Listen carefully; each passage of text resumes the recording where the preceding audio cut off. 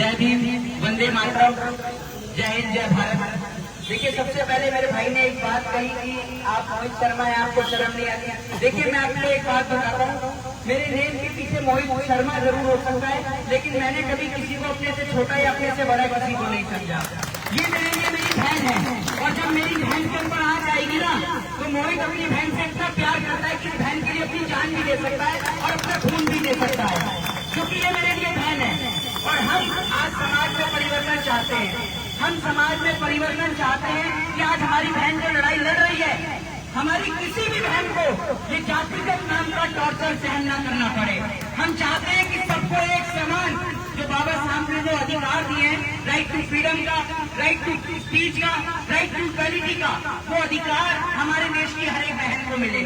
बात रही हमारी बहन की, तो मैं आपको बता दूं, ये तो है डॉक्टर सविता रॉय। इनके ऊपर जो आईपीसी के जो सेक्शंस लगे हुए इंडियन पैनल कोड के 465, 468, 471, 120B SC/ST एक्ट, आपको बता दूं ये एक भी सेक्शन ऐसा नहीं है जिसमें 2 साल से कम की सजा हो।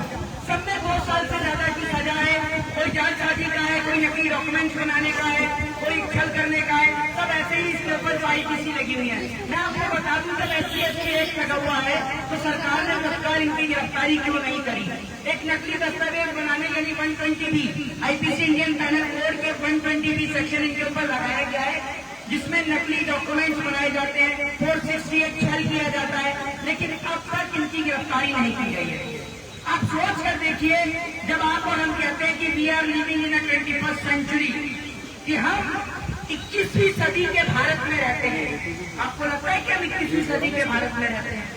आज हमारे देश की बहनों को, हमारे देश की बेटियों को, आप ये सोचिए कि उनकी जाति के कारण, उनके धर्म के कारण, उनके मजहब के कारण किस तरीके का टॉर्चर सहन करना पड़ रहा है। एक और तो आप बात करते हो कि हिंदू राष्ट्र की, दूसरी और हर चीज का ब्लेम आप मुसलमानों को ठहराते हो। क्या आप अपने देश के अंदर रहने वाली बेटियों को आप एक समान हक और अधिकार देते हो?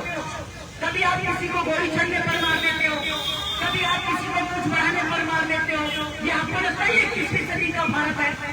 हम आज परिवर्तन करना चाहते हैं। हम ब्राह्मण, शूद्र, वैश्य, क्षत्रिय हटाकर हम भारत देश के नागरिक बनना चाहते हैं। और I proud to be Indian. मैं गर्व से कहता हूँ कि मैं भारतीय हूँ, और मुझे अपने आप को भारतीय कहते हुए बहुत गर्व महसूस होता है। एक जापान का आदमी आता है, वो कहता है जापानीज, एक चाइना का आदमी कहता है चाइनीज, एक अमेरिका का आदमी कहता है अमेरिकन। लेकिन हमारे यहाँ जो मैं हिंदू, मैं मुस्लिम, मैं सिख, मैं ईसाई, और हिंदू में भी मैं ब्राह्मण, मैं शूद्र, मैं वैश्य, मैं क्षत्रिय। अरे हमें इन सब व्यवस्था को बदलना होगा। अगर देश को तरक्की दिलानी है तो मेरी बहन डॉक्टर रितु के समर्थन में आपको आना होगा, क्योंकि जब आप बात करते हैं हिंदू राष्ट्र की, पहले अपने देश के अंदर रहने बेटियों को तो एक समान अधिकार दो। है अपने देश की बेटियों को आप अधिकार नहीं देते, किसी को मंदिर में नहीं घुसने देते, और विद्यालय, स्कूल, कॉलेज जिसे शिक्षा का मंदिर कहा जाता है। आज प्रोफेसर बनके बाबा साहब के कदमों पर चलने का काम जब मेरी बहन कर रही थी, लोगों को एजुकेशन के माध्यम से पढ़ा रही थी, लिखा रही थी, उन्हें समझा रही थी कि what is the power of constitution, कि क्या ताकत है भारतीय संविधान की, तो उनको नौकरी से निकाल दिया गया। और सोच कर देखिए, ये व्यक्ति जिसके पर कोई आईपीसी, संगीन आईपीसी में मुकदमा दर्ज हुआ ना, तो अब तक इसको ऊपर तो जेल में डाला गया और न इसको नौकरी से निकाला गया। जानते हैं क्यों? क्योंकि इनके पीछे हाथ है बीसी का।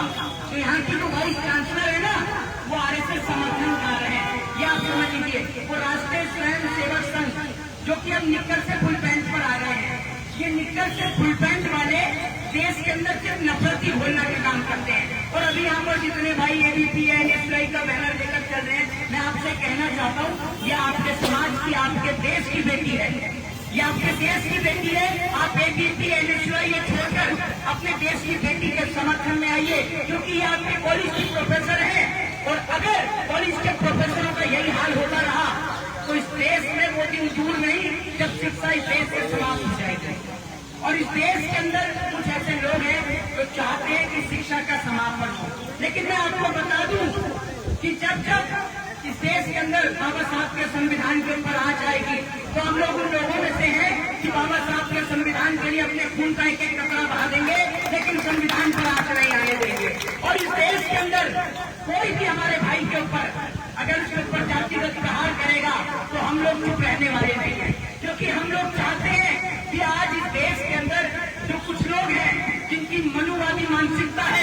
हम उनकी मानसिकता का समापन करना चाहते हैं।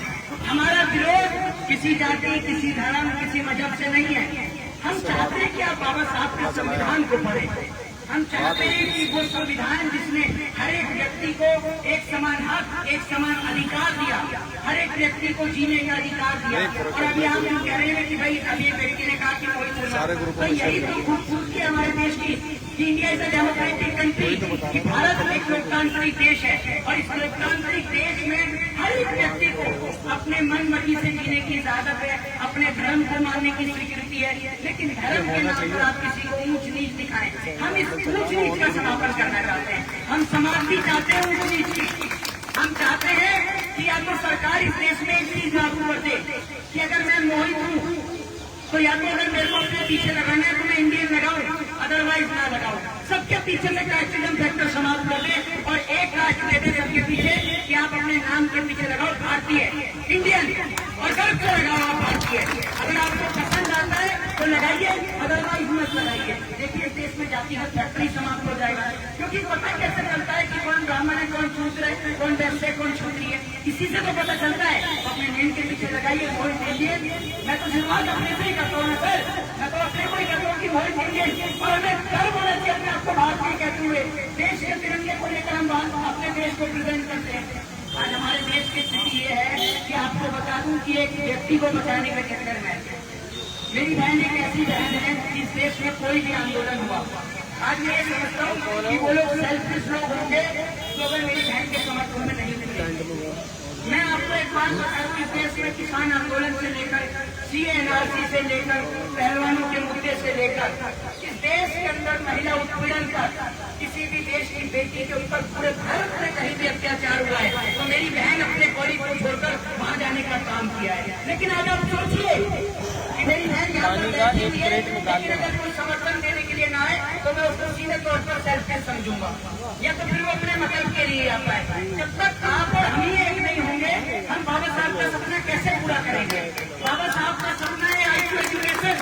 हमें लड़ाई मंदिर, मस्जिद, चर्च, गुरुद्वारे की लड़नी नहीं है सर, हमें तो लड़ाई ये लड़नी है, हमें तो लड़ाई पॉलिसी की लड़नी है सर, हमें तो लड़ाई एजुकेशन की लड़नी है। एक हमारे साथी थे प्रोफेसर रतन लाल, आप सभी ने नाम सुना, जानते हैं, बहुत ही चर्चित आदमी है। आप जानते होंगे सिर्फ उनके ऊपर एक FIR दर्ज हुई थी, कैसे उनके ऊपर स्त्री कैंसर हुआ आप सभी ने देखा था। लेकिन आप देख लीजिए ये जो लेडी है जिसका नाम है, आपको बता दूं, डॉक्टर सविता रॉय, इसके ऊपर अब तक इसकी अरेस्टिंग नहीं हुई है। मैं एक बार फिर बताना चाहता हूँ, IPC की धारा 465, 468, 120B SC/ST एक्ट के तहत इसके ऊपर मैं आपको बता दूं मुकदमा दर्ज है, लेकिन अब तक इसकी गिरफ्तारी नहीं हुई है। क्यों नहीं हुई है? क्यों नहीं हुई है? जरा मुझे ये बताइए, क्या इस देश के अंदर RSS वालों को, निक्कर वालों को या भाजपा वालों को अधिकार है कि वो देश की बेटी को ऐसा अपमानित करेंगे, नकली डॉक्यूमेंट बनाकर हमारे देश की बेटी का अपमान करने का काम करेंगे? मैं आपको एक बात बता दूं, अगर इस आंदोलन के चलते हमें जेल में जाना पड़े तो हम जेल भी जाएंगे, लेकिन बहन मैं आपसे कहता हूँ कि आप संघर्ष करो, हम आपके साथ हैं। और जब तक इस देश में बाबा साहब का संविधान है, किसी भी बहन के साथ शोषण नहीं हो सकता, इस बात की गारंटी हम देते हैं, क्योंकि ये संविधान एक ऐसी ताकत है। और मैं आपको बता दूं कि आपको तो कुछ भी अत्याचार नहीं हो रहा। एक व्यक्ति जिन्हें भारतीय संविधान का निर्माण किया, बाबा साहब भीमराव अम्बेडकर, 32 से ज्यादा डिग्रियां लेने वाले व्यक्ति, आप सोचिए। आज आपको मैं बता दूं, कोलंबिया यूनिवर्सिटी के अंदर, कोलंबिया यूनिवर्सिटी का तो आप सभी ने नाम सुना होगा, उस कोलंबिया यूनिवर्सिटी के अंदर कोलंबिया यूनिवर्सिटी ने बाबा साहब की तस्वीर लगा रखी है और नीचे लिख रखा है कि हमारी यूनिवर्सिटी बड़ी भाग्यशाली है कि ऐसा व्यक्ति हमारी यूनिवर्सिटी से पढ़ के निकला। और हम चाहते हैं लेकिन हम उनके जैसे तो नहीं बन सकते, उनके जैसे तो कोई एक आदमी पैदा होता है इस देश के अंदर, कभी 10 साल 2 साल के बाद कभी कोई पैदा होता है, तो हम उनके जैसे तो नहीं बन सकते, लेकिन हम उनके रास्ते को जरूर कर सकते हैं। एक बात कहना चाहूंगा, भले ही आपको थोड़ी सी कड़वी लगे, बाबा साहब ने सदैव आपको एक चीज कही कि आप शिक्षा हासिल करिए। मैं आपसे कहता हूँ कि भले ही 2 वक्त की रोटी कम खाइए, लेकिन शिक्षा जरूर हासिल करिए, क्योंकि शिक्षा वो ताकत है जो आपको तो अधिकार दिला सकती है। शिक्षा वो ताकत है जिसने बाबा साहब को बाबा साहब बना दिया। आप सोच कर देखिए, तो आप सोचिए जब तक आप एजुकेशन नहीं लेंगे आप कुछ नहीं कर सकते। और आपसे एक निवेदन है कि मेरी बहन की इस लड़ाई में आपको बता दूं, नॉर्थ कैंपस गेट नंबर 4 पर आप लोग भारी से भारी तादाद में आए और आकर मेरी बहन को समर्थन दें। ये लड़ाई किसी जाति धर्म या मजहब के खिलाफ नहीं, ये लड़ाई शिक्षा के साथ है। और याद रखिए, जितने भी व्यक्ति इस देश में शिक्षा से प्यार करते हैं, संविधान से प्यार करते हैं, ये लड़ाई संविधान प्रयोग की लड़ाई है कि जितने संविधान से प्यार करने वाले व्यक्ति हैं वो मेरी बहन की इस लड़ाई में उसका साथ दें, ताकि मेरी बहन वापस यूनिवर्सिटी को ज्वाइन करे और ये डॉक्टर सविता रॉय जेल की सलाह